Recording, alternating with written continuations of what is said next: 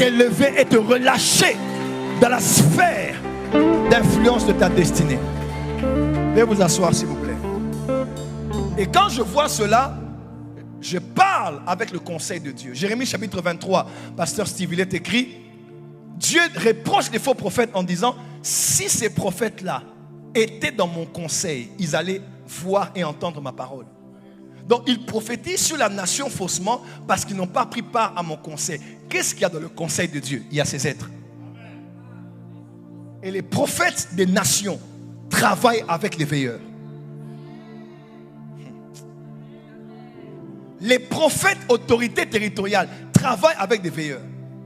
Dieu les envoie pour communiquer la pensée sur des nations, sur le changement de la culture, changement du statut économique, changement des grands bouleversements qui vont arriver. C'est pour cela que cette série a lieu. Ne croyez pas que c'est une conférence ici.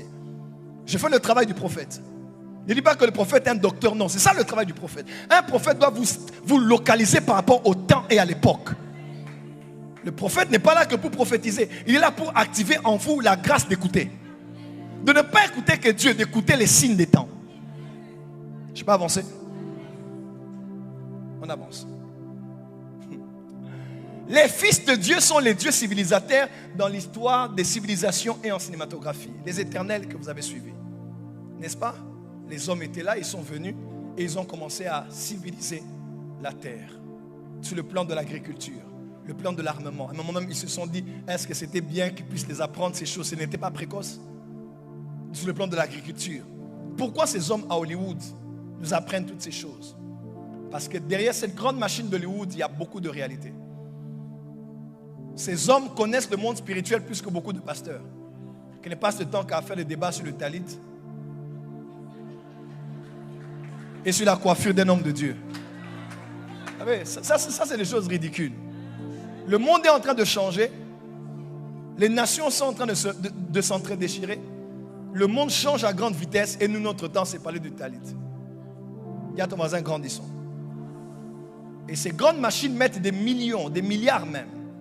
Quand vous regardez ce que vous regardez, vous savez de quoi on parle. Éternel, c'est pratiquement ça. Ce sont des dieux civilisateurs. Ce sont des esprits qu'on envoie. Et notre civilisation a gardé les traces de leur passage. Par exemple, dans ce qu'on appelle les... Vous connaissez ces pierres? Les menhirs de Stone Age. Ok, on peut avancer. On appelle ça des structures mégalithiques. N'est-ce pas? Il y en a partout. En France, en Europe. Si on doit aller même plus loin, on peut parler de la pyramide, des pyramides égyptiennes. On peut se dire, bon c'est bon. Mais c'est quelle technologie qu'ils avaient pour travailler avec autant de précision? Jusqu'à aujourd'hui, on n'arrive pas à comprendre quelle était cette technologie pour tailler la pierre, structurer, dessiner, faire la fondation, au point où les siècles sont passés, mais ces structures demeurent. Et il n'y en a pas en Europe, il y en a chez les Amérindiens, il y en a en Amérique du Sud, il y en a partout, même au Moyen-Orient, jusqu'à ce jour. Et on se dit finalement, comment une pierre qui pèse 1 tonne peut avoir été posée sous cette forme? Par quelle force? Par quel engin? On s'est dit non, il y avait des êtres qui existaient. Qui avaient une certaine taille, une certaine force pour poser cela sans être dérangé par quoi que ce soit. On avance. Rentrez. On parle de Néphilim maintenant, n'est-ce pas? On dit, les fils de Dieu sont descendus, ils ont connu les filles des hommes. Alors là, c'est le grand débat. Prophète Joël Francis Tatou, entre nous, si on parle de relations sexuelles, on parle d'organes sexuels.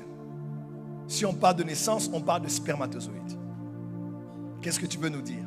Les anges ont-ils des spermatozoïdes? Les anges ont-ils les organes sexuels? Est-ce que je peux avancer? Est-ce que je peux avancer? Avance. Il y a une femme que j'ai encadrée à l'église où je priais. Elle est venue me voir un jour, elle a confessé. Elle a dit, prophète, je suis tombé avec la plupart des hommes de Dieu que tu vois à la télévision. Ah bon? Elle dit, tel homme de Dieu là, j'ai couché avec lui. Tel, j'ai couché avec lui. Tel, j'ai couché avec lui. Tel, j'ai couché. Je dis, mais c'est pas possible. Elle est à l'intercession de notre église. Une sœur gentille.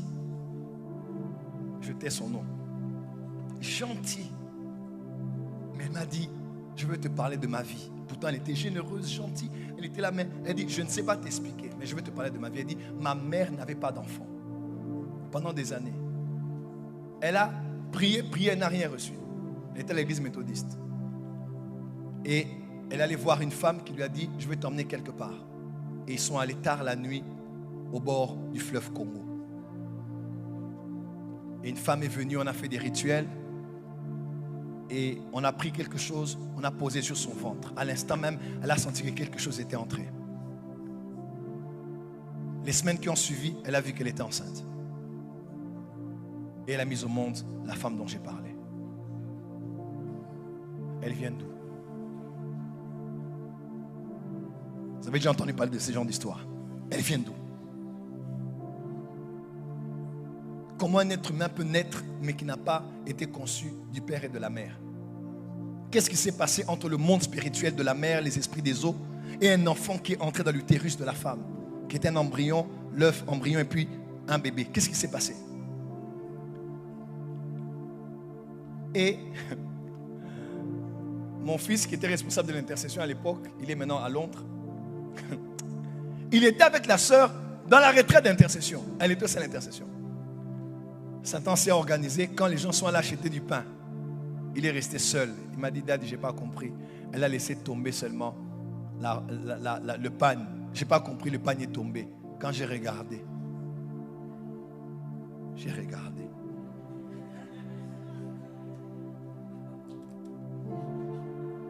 fait un pas.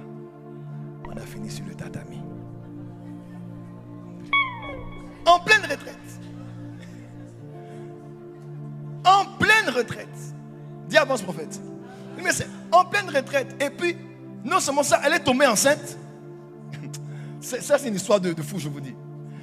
La femme a